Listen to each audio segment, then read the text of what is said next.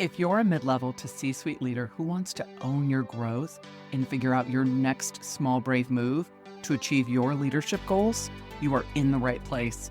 Welcome to the Small Brave Moves podcast, a weekly deep dive on how to be braver in leadership and in life for exceptional results. I'm your host, Nicole Bianchi, best-selling author, certified master executive coach, NSA certified speaking professional, chief bravery officer, and tough talk expert. If you're ready to become a better, braver, and more authentic leader, let's dive in. Hello, friends and brave leaders. Welcome back to Small Brave Moves, the podcast that helps you lead with more courage, clarity, and connection in leadership and in life. In today's episode, we're digging into one deceptively simple yet incredibly powerful leadership practice: one-on-one meetings. Not just the check-the-box kind, the kind that deepens trust, ignites engagement, and builds real momentum on your team. So if you've ever found yourself rescheduling yet another one-on-one or wondering, are these meetings even making a difference? Well, this episode is for you. The truth about one-on-ones, let's get honest for a second. How consistent are your one-on-ones? And I don't mean those rushed 5-minute hallway chats or calendar invites that always get bumped when things get busy.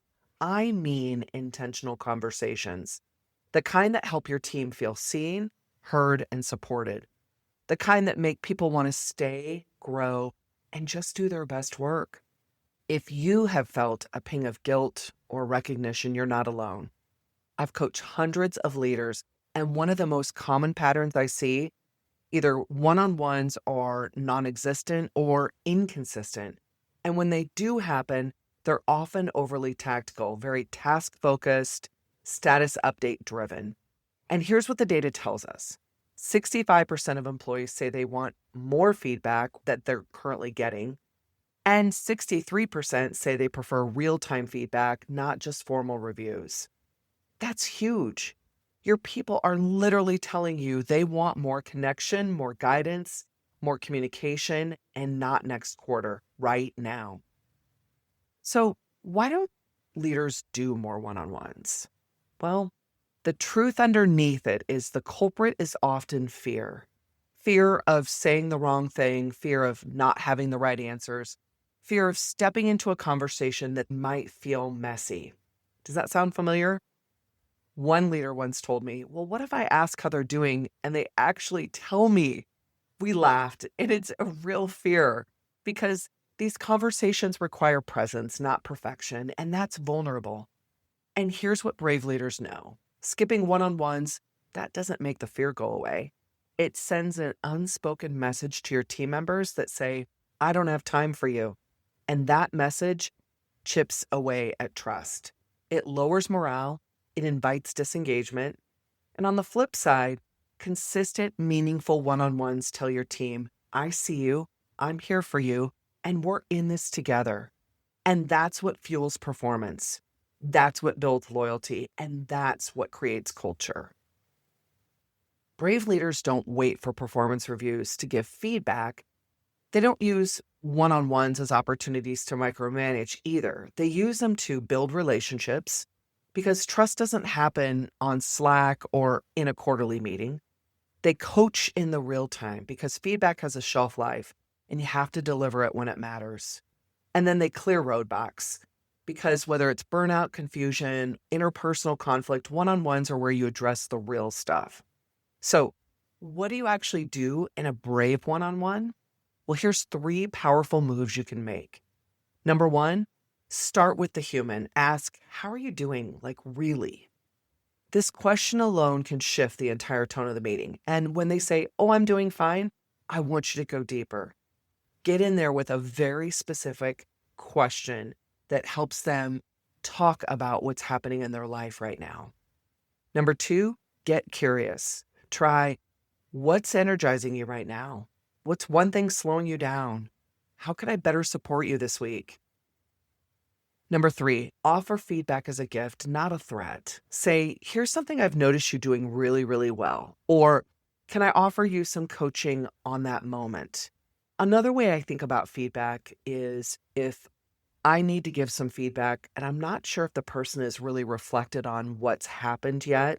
I'll say to them, take a moment, and I want you to really think about this meeting and think about a couple of things you did really well, and think about one thing, if you were to redo that meeting, what you would do differently. And what happens is they end up really doing that self-reflection, which increases their emotional intelligence. And it also gives them an opportunity to give them some feedback. And then I can come in and sprinkle in some additional thoughts on that. The goal is to leave them better than you found them. It's to grow them, to develop, to feel more supported, more aligned, more connected. And that's the magic. There's so much more in each individual than they even realize. And if you need more guidance to make the most of your next one-on-one, check out the show notes to download my free PDF that outlines 15 different questions that you can ask to go deeper in building that relationship during your next one-on-one meeting. Now, I already know what some of you are thinking. I don't have time for more one-on-ones, Nicole. And I hear you, but let's flip that. Can you afford not to? Because here's the real truth. Ineffective communication costs U.S. businesses an estimated $37 billion a year. And the number one reason people leave jobs, well, they don't feel valued. Your one-on-ones are retention tools. They're culture builders. And yes, they're brave acts of leadership. So they're not nice to haves. They are your competitive advantage. Okay, brave leader, here's your small brave move for the week. I want you to look at your calendar and ask yourself, when is my next one-on-one? When was my last real one? Am I making space for what matters? And if you're not, that's okay. You can start today. You don't have to have the perfect agenda. You just need intention and you need to show up because your team doesn't need a flawless leader. They need a brave one. And when you're looking at that calendar, I want you to think about, can you time block a little bit of time before and after so you can mentally get ready for that meeting and not rush in from another one? Even 5 minutes makes all the difference. So let's wrap with this. Brave leadership isn't just about big speeches or bold strategies. It's in the small, consistent moments that build trust and shape culture. Moments like a well-timed one-on-one, a question asked with care, a truth spoken with kindness.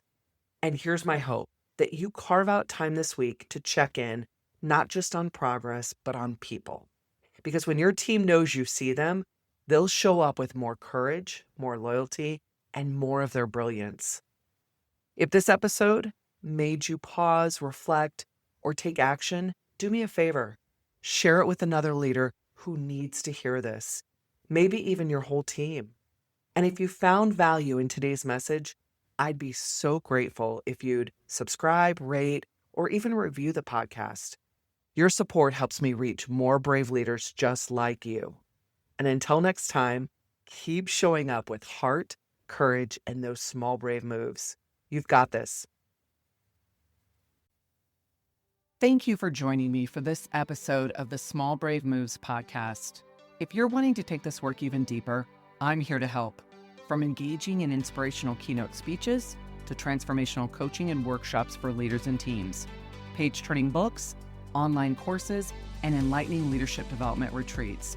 There are so many ways that we can work together to take your leadership to the next level. For more information, check out the show notes, and let's do this together, one small brave move at a time. See you next week.